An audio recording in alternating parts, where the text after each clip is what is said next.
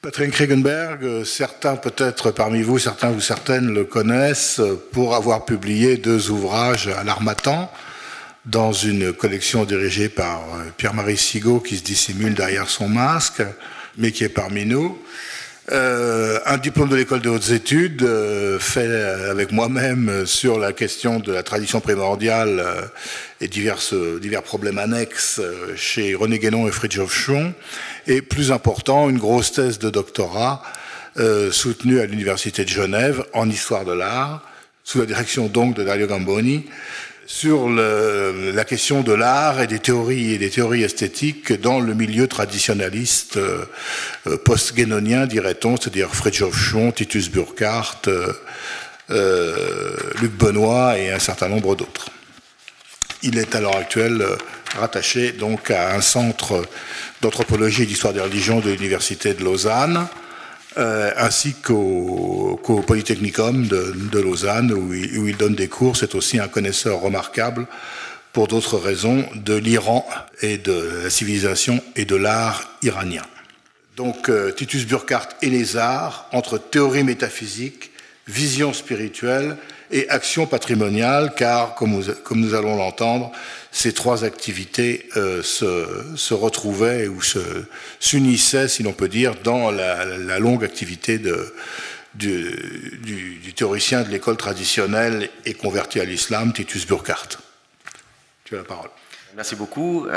Bien, bonjour à tout le monde. Je suis très heureux de retrouver Jean-Pierre Braque, mon ancien professeur de l'école pratique aux études. Je suis un tout petit peu inquiet aussi parce qu'il faut que je me tienne un peu à carreau méthodologiquement parlant. Donc quelle réputation. Oui. Je pense que je vais sortir discrètement. Oui, non, mais reste là. J'ai encore un ou 2 doctorants, là, si tu peux éviter de les faire fuir. Non, je ne ferai fuir personne. Non, ça me fait très plaisir, mais bon, il faut, voilà. Je vais essayer de vous présenter au fond le fruit à la fois je dirais de mes études sur Titus Burckhardt, qui faisait partie surtout de ma thèse de doctorat, et puis au fond des réflexions que j'ai pu avoir depuis sur la question politique. Quand Jean-Pierre Braque m'a invité à participer à ce colloque, il m'a dit d'orienter un peu la réflexion vers la politique, et je me suis un tout petit peu interrogé, qu'est-ce qu'il y a vraiment de politique chez Titus Burckhardt, plus largement dans l'école traditionnelle. Alors ça a été déjà beaucoup traité, peut-être chez Titus Burckhardt un peu moins. Donc je suis arrivé au fond quelques hypothèses plus ou moins conclusives et que j'aimerais partager avec vous.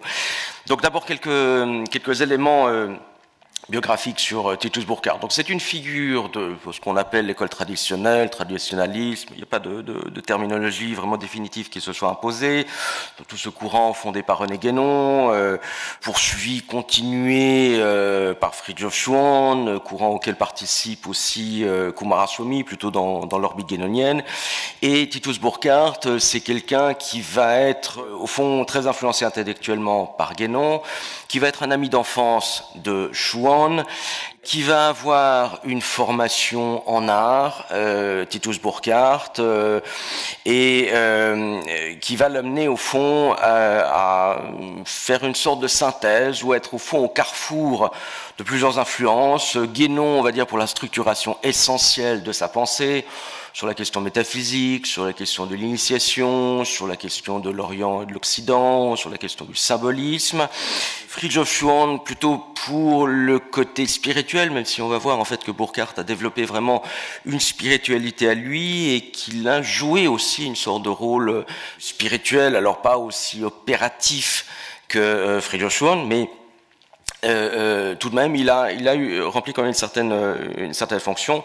Et puis, il a été aussi marqué par les travaux de Coomaraswamy, alors peut-être à un moindre degré, mais Coomaraswamy étant une sorte de scolastique de la pensée traditionnelle, c'est avec une volonté de construire vraiment un système de référence sur une sorte d'universalisme métaphysique, également en relation avec les expressions artistiques. Donc Burckhardt a pris énormément chez Coomaraswamy en termes justement de référence artistique.